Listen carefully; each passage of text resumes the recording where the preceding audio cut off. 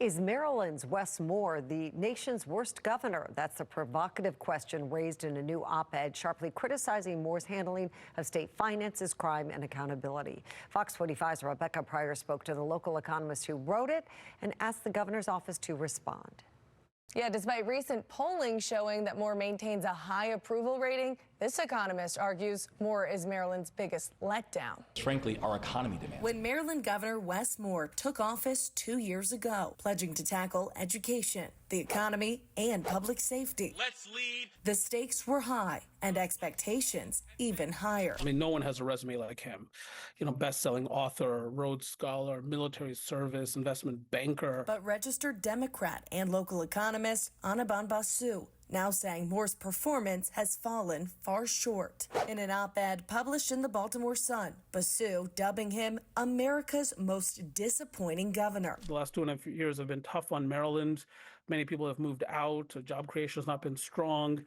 And of course, we got that debt downgrade. Basu noting in May, Maryland lost its coveted AAA bond rating, a perfect credit score the state held for more than 5 decades. The ratings agency citing budget concerns, while Moore labeled it a Trump downgrade, arguing it was brought on by mass firings at the federal level. It is very clear that the impact of the Trump administration, that the impact it is having on the D.C. region and on Maryland, by extension, is real and it is severe. But Basu points to red flags raised in 2024, the state's financial outlook slipping from stable to negative.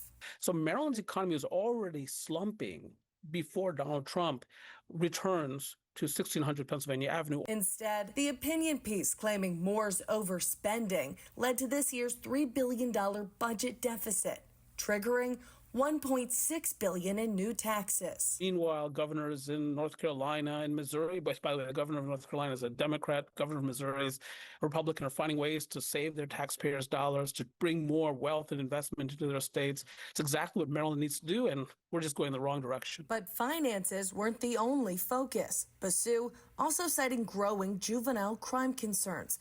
Arrests in Baltimore City jumping 146% last year. At the same time, Maryland's juvenile detention facilities facing allegations of drugs, staffing shortages, and assaults.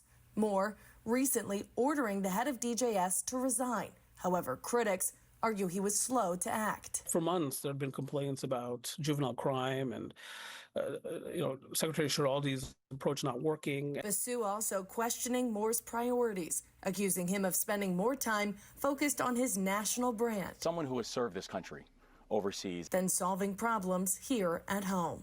Today, Wes Moore's office is pushing back. In a lengthy statement, Moore continues to blame the prior administration for today's financial shortfalls, going on to say that the state is now moving in the right direction, citing the creation of 100,000 jobs, reportedly more than the last 8 years combined, and claiming Maryland has one of the lowest unemployment rates and fastest job growth rates in the nation. Meanwhile, many Marylanders now facing higher taxes and fees say they are still waiting for proof of that progress. In studio, Rebecca Pryor, Fox 45 News. I'm Mary Bubala. Thank you for watching. Here's another video for you to watch. Also take some time to subscribe to our YouTube channel.